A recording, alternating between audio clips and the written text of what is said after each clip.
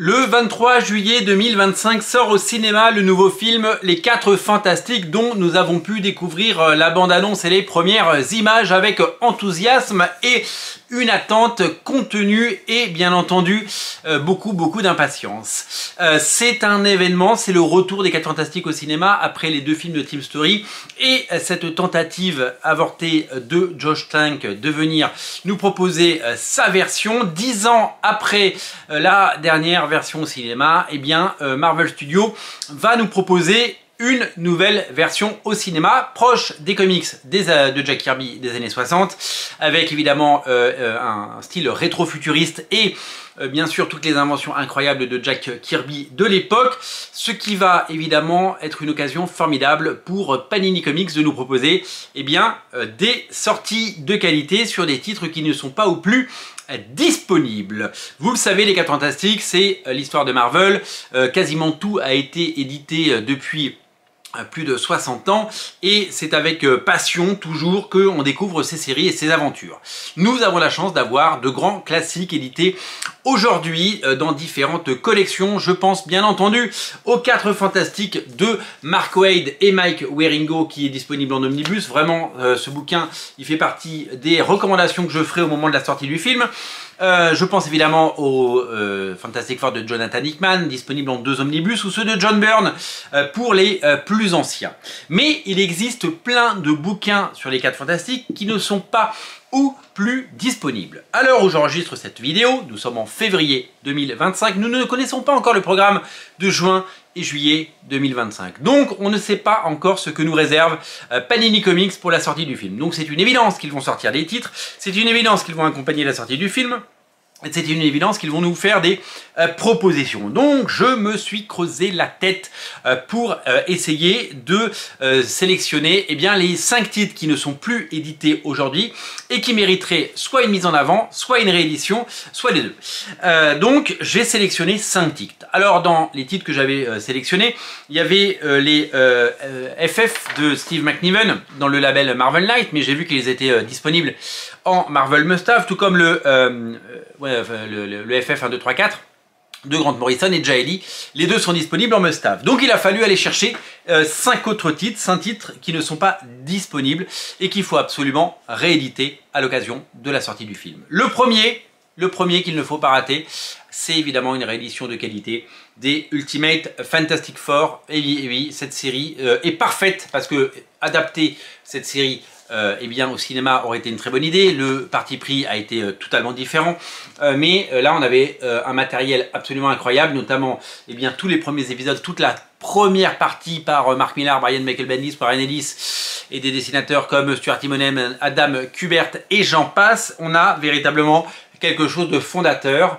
Je l'ai toujours dit, la gamme Ultimate pour débuter, c'est super parce que ça donne les clés. Après, libre à vous évidemment de vous aventurer vers d'autres choses. Ultimate Spider-Man, c'est vraiment super pour débuter Spider-Man. Ultimate X-Men pour débuter les X-Men. Ultimate pour débuter les Avengers. Et Ultimate Fantastic Four pour évidemment débuter les Fantastic Four. Des grands noms, des beaux dessins, des aventures formidables.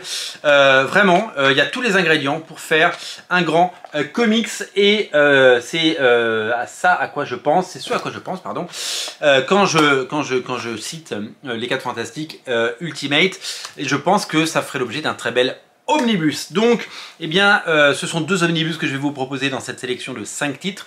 Le premier omnibus, c'est Ultimate Fantastic Four Omnibus. J'espère qu'il sortira et qu'il sera au programme en juillet 2025. En tout cas, on croise les doigts.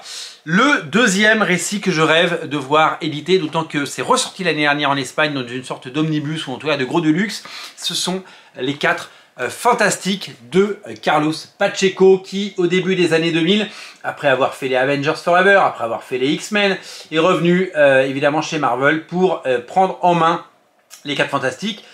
Il devait être scénariste et dessinateur et il a dit mais moi je veux bien le faire mais je veux le faire avec Jeff Lobb et il est venu le faire avec Jeff Lobb. Ça a donné des épisodes d'un classicisme et d'une modernité incroyable entre tradition et modernité.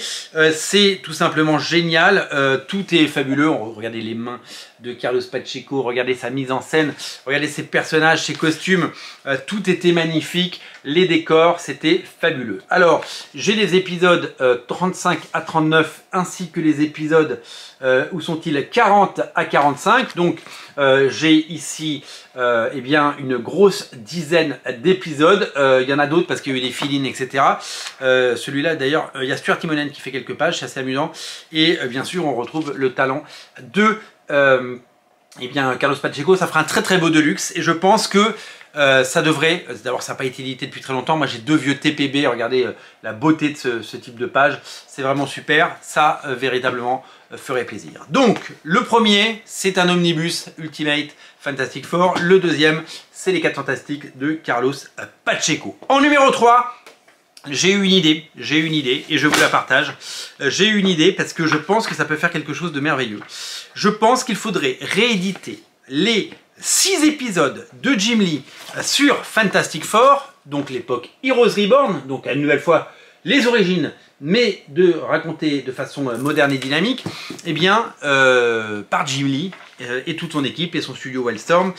C'est véritablement un chef-d'œuvre et c'est quelque chose qui devrait plaire aux fans. Donc vous avez 12 épisodes qui existent, parmi les 40 et quelques épisodes de Heroes Reborn. Le but est de ne pas faire racheter un omnibus, mais d'isoler les 6 épisodes de Jim Lee et de les proposer dans un must-have. Voilà ma proposition, voilà ce que je ferais si j'étais aux commandes de chez Panini Comics, un must-have avec les épisodes de 4 Fantastiques par Jim Lee. Je pense que ce serait absolument génial. Les 2 autres idées que j'ai eu. Souvenez-vous, après avoir fait les Ultimates, Mark Millar et Bryan Hitch ont fait un run de 12 épisodes, 11 et demi on va dire, parce que c'est pas eux qui ont terminé, sur les 4 Fantastiques. Un run qui a été réédité en Icons il n'y a pas si longtemps, mais vous le savez, la collection Icons n'existe plus, donc comme c'est 12 épisodes, ça ferait un très beau deluxe. Donc pourquoi pas les 4 Fantastiques par Bryan Hitch et Mark Millar en deluxe, parce que c'est populaire, c'est grand public. Pourquoi ces choix? Et je donne le dernier après. Et bien tout simplement parce que, vous le savez peut-être, eh bien ces comics sont modernes, ils sont bien dessinés, ils sont frais. Évidemment que vous pourrez inviter les gens à lire du Jack Kirby ou du John Byrne, mais le but est d'essayer d'attraper les lecteurs et essayer d'aller les chercher et de leur faire lire quelque chose de nouveau et d'intéressant. Donc comme il y a eu énormément de talent sur les 4 Fantastiques depuis ces 20 dernières années, eh bien, je pense que c'est intéressant de puiser là-dedans. Enfin le dernier, eh bien c'est une évidence, c'est les X-Men de Chris Claremont et Salvador Larroca. Et oui, Chris Claremont et Salvador Larroca ont fait des dizaines et des dizaines d'épisodes. La série avait été relancée après Heroes Reborn, ça s'appelait Heroes Return Fantastic Four. C'était Scott Lobdell et Alan Davis qui étaient aux manettes, ils n'ont fait que 3 épisodes. Puis c'est Chris Claremont qui a pris la main avec Salvador Larroca. Ça fait beaucoup d'épisodes, du contenu, de la matière, et donc ça ferait évidemment un magnifique omnibus. Voilà ma 5e suggestion. Donc je récapitule. Il faut pour la sortie des films 4 Fantastiques, du film 4 Fantastiques, eh bien quelque chose de moderne, des choses qui parlent aux lecteurs d'hier et aux lecteurs d'aujourd'hui, des choses qui ne sont pas des trésors des comics comme les comics de Jack Kirby ou John Byrne, mais qui est cette once de modernité avec du dessin moderne pour plaire évidemment au plus grand nombre. Donc ma sélection, numéro 1 Ultimate Fantastic Four, numéro 2 les 4 Fantastiques par Carlos Pacheco, numéro 3 les X-Men, les 4 Fantastiques par Jim Lee, vous voyez la déformation, numéro 4 les 4 Fantastiques par Bryan Hitch et Mark Millar, et numéro 5 les 4 Fantastiques par Chris Claremont et Salvador Larroca. Voilà mes 5 recommandations. En attendant d'avoir le résultat, puisque la messe est dite, hein, le programme il existe, c'est juste qu'il n'a pas été dévoilé et qu'il n'est pas en ligne et que les big news n'ont pas été faites.